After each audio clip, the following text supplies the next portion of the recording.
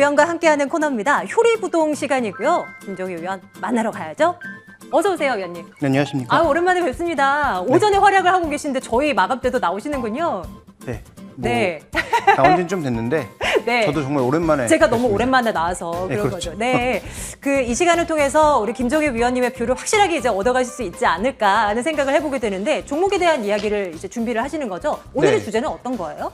일단 최근에 실적 시즌이기도 하고 실적 관련된 얘기가 정말 많은데 네. 실적은 이보다도 좋을 수 없는데 주가는 전혀 그렇지 않은 종목이 있어서 자, 이 종목의 현주소를 한번 점검해 보는 것이 네. 투자의 포인트를 찾을 수 있는 변수가 될 수 있다고 봐서요. 최악에서 한번 최선을 찾아보도록 하겠습니다. 네, 일반적으로 우리가 실적이 좋으면 주가도 이제 올라가야 되지 않나를 생각하는데 실적은 좋음에도 불구하고 주가가 저평가되어 있다. 그럼 소위 숨어있는 종목 아닌가 하는 생각도 드는데요. 종목 궁금합니다. 최악에서 최선을 찾을 수 있는 종목 어떤 겁니까? 한번 보겠습니다. 네, 종목은 서울반도체입니다. 아, 서울반도체? 네, 이 서울반도체 최근에 뉴스를 확인해 본 분들은 아시겠지만 2분기까지도 실적이 좋았고요. 네. 3분기에도 매출 기준으로 실적은 굉장히 좋다. 그래서 올해 연간 전체로 봤을 때도 최대 실적이 나올 가능성이 높다고 했는데 주가도 연중 최저입니다. 아, 그래서 그래요? 그 이유가 무엇인지 그렇다면 네. 이것을 벗어날 수 있는 근거는 있는지 현재 주가의 위치는 적정한지 좀 따져봐야 될 것 같네요. 정말 많은 종목들을 눈여겨보지만 서울반도체만큼은 그 바운더리 안에 빠져 있는 것 같아요. 네. 왕년에 위원님 코스닥 시장에서 나름 이거 시총 2위까지 올랐던 종목이잖아요. 근데 그렇죠. 요즘에는 아예 생각을 못했던 것 같아요. 네. 어떤 매력이 있는 건가요? 일단 이 종목이 왜 이렇게 됐는지를 살펴볼 필요가 먼저 있을 텐데요. 좋아요. 네. 최근에 거래도 없고 네. 말씀하신 대로 시장의 주목도 전혀 받지 관심 못하고 밖이에요. 있죠. 근데 이 종목의 지금 매출 비중을 보시면 그럴 수밖에 없는 이유가 있습니다. 자, 전방 사업이라고 하는 게 대부분 IT 쪽, 조명, 자동차, 모바일, TV, 그다음에 IT 제품들인데요. 전반적인 제품들이 지금 모두 뭡니까? 수요 꺾인다라고 하는 제품들이거든요. 조명 쪽 제외하면 자동차, 가전 지금 방향에 대해서 굉장히 좀 부정적으로 보고 있고요. TV 마찬가지고 모바일 시장도 애플이 1,000만 대의 그 비중을 낮추는 등 판매 전망을 낮추는 등 전체적으로 전방 산업 자체가 어둡기 때문에 지금 실적 좋아봐야 뭐하냐. 전방 산업 자체가 지금 꺾이고 있다. 안 좋은데. 그렇다면 지금 현재 움직이고 있는 주가는 미래 실적이 둔화되는 것을 선반영해서 가고 있는 것이 아닌가 좀 이렇게 반영한 것으로 보이고요. 그다음에 이제 준비된 그림 보시면 이 LED라고 하는 게 조명 쪽으로도 많이 쓰이지만 IT 부품 쪽으로 들어가게 되는데 IT 부품 내에서는 주로 디스플레이 패널 쪽에 들어가게 되잖아요. 근데 중국 쪽에 지금 TFT 패널 지금 공급량을 보시면 여전히 꾸준하게 늘고 있어서 향후 전방 시장 자체가 별로 그렇게 좋지가 않은데 중간 부품이라고 볼 수 있는 TF 패널의 공급량은 계속 늘어난다? 네. 자, 그러면 앞으로도 이게 완제품 판매가 빠르게 이루어지지 않으면 오히려 이쪽에서는 시장의 공급 과잉이 계속 부담이 될 수 있다. 이런 우려가 주가에 반영되고 있는 것을 볼 수가 있죠. 그래서 사상 최대 실적임에도 불구하고 주가는 여전히 계속 좀 바닥을 파고 있는 네. 그런 모습을 보이고 있는 것으로 해석해 볼 수 있습니다. 서울 반도체 하면 우리가 먼저 이제 떠오르게 되는 것이 관심 많이 두고 이 종목을 보셨던 분들은 LED 업체다라는 이야기를 하시죠. 그런데 LED 사업 같은 경우는 최근 들어서는 그래도 앞으로 유명한 LED가 개발됐다라는 이야기가 있긴 하지만 전반적인 LED라는 산업 자체는 좀 사양 산업으로 치부되지 않습니까? 어때요? 그렇죠. 아무래도 이 사업이 과거처럼 이렇게 확장되고 있다 이렇게 보기엔 어렵죠. 네. 그래서 경쟁도 더 치열해지고 있고 그래서 주목할 것은 모두가 살아남을 가능성보다는 소수의 정말로 앞서간 업체들이 좀 더 차별화될 가능성이 있다는 점을 염두에 두실 필요가 있습니다. 그래서 지금 준비된 그림은 시설 투자인데요. 현재 지금 인치별로, 사이즈별로 이 LED 쪽의 전반적인 투자 관점을 봤을 때 2019년을 정점으로 해서 둔화되고 있는 양상입니다. 그러니까 LED를 공급하는 쪽에 있어서도 어느 정도의 구조조정, 상위 업체로의 집중 현상 이런 것들이 더 강하게 나타날 가능성이 높고요.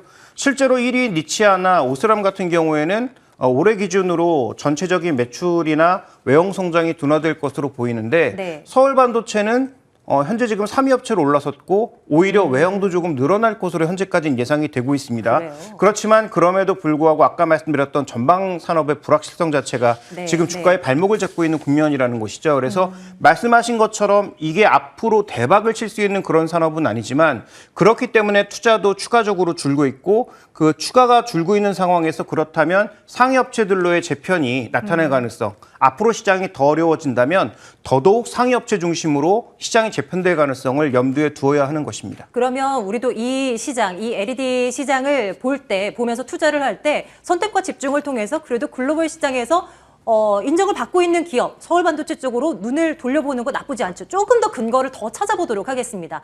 최근에 이제 서울반도체에서 나오고 있는 이야기가 마이크로 LED인가요? LED 이런 이야기도 들리는데 그 얘기 좀 해주세요. 네, 일단 뭐 차세대, 2세대 LED 쪽에서 우리가 좀 주목해봐야 되는 것은 두 가지로 보이는데요. 일단 세 가지 정도로 봐야 될 텐데 위캅이라고 하는 것이 지금 자동차 조명용. 그래서 최근에 매트릭스 LED라고 해서 자동차 조명 같은 경우에도 단순하게 LED 등만 놓은 것이 아니라 로직과 연결되어 있는 그런 차세대 LED가 굉장히 각광을 받고 있습니다. 그래서 과거처럼 눈부시게 밝은 게 아니라 밤길을 밝게 밝혀주면서도 ECU라든지 이런 것들의 통합 제어를 통해서 상대편의 차가 오면 자연스럽게 이 조사각을 낮춰주는 것이 아닌 차량 부분만 없애고 나머지를 비춰주는 그런 형태의 새로운 매트릭스가 나오고 있는 것으로 보이고요. 따라서 이런 어떤 브랜드화된 형태의 제품들은 앞으로도 영향력이 있을 것으로 보이고 그다음에 썬라이크 같은 경우에는 일단 태양빛과 좀 비슷한 형태의 LED 광이 최근에 각광을 받을 것으로 얘기가 되고 있습니다. 그래서 이런 기술 쪽에 계속 투자해 왔고 특허도 계속 쌓아가고 있는 상황이고요.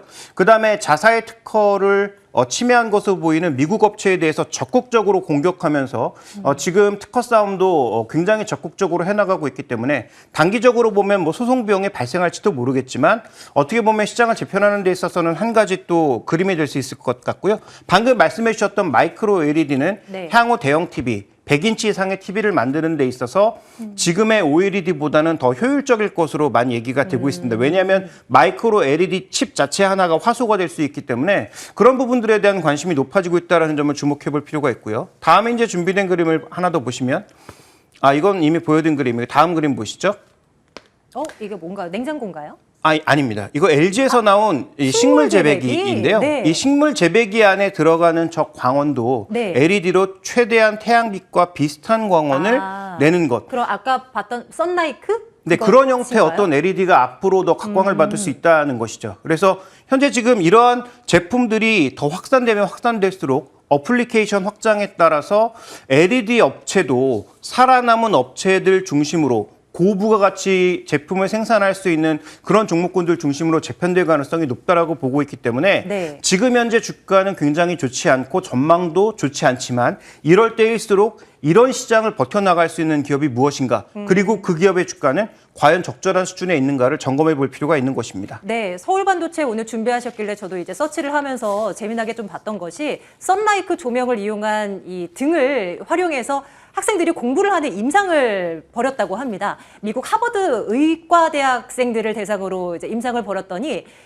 다른 조명을 썼을 때보다 이 서울반도체의 썬라이크 조명을 썼을 때 보다 집중력이 더 높고 학습 효율도 늘어났다. 이런 결과가 있었다. 이런 것들을 다른 국가들의 인류 학교를 대상으로도 조사를 해봤더니 역시나 그러했다. 이런 기사도 있더라고요. 여담이었습니다. 이것은 뭔가요? 니치아와 서울반도체 비교 차트?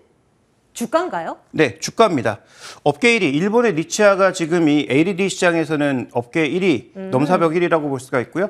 좀 전에 말씀드렸다시피 4위였던 서울반도체가 올해를 기점으로 해서 이제 3위로 올라선 그런 상황인데 현재 이 두 종목의 주가 차이가 나고 있는 것은 상대적으로 선도업체와 후발업체의 차이라고도 볼 수 있는데 현재 서울반도체가 아까 말씀드렸던 대로 기술 투자, 그다음에 소송전 이런 것들을 통해서 좀 더 차별화되고 있는 모습을 나타내고 있을 뿐더러 지난번 이 시간을 통해서 컴투스도 한번 말씀드린 적이 있는데요. 그때 컴투스도 주가가 굉장히 안 좋았거든요. 근데 그때도 말씀드렸던 게 소위 성장주라고 하는 게 PBR 한 배는 조금 싸다고 봐야 되지 않느냐? 그런데 이제 갑자기 최근 들어서 메타버스 이런 거 나오면서 지분 투자한 것들이 다 주가가 많이 올라서 최근에 컴투스도 주가가 굉장히 좋은 거죠. 물론 이게 컴투스랑 똑같이 움직인다는 얘기는 아니고요. 그렇다면 우리가 여기서 봐야 되는 것은 지금 서울반도체의 현재 위치는 PBR 한 배에 거의 근접해 있습니다.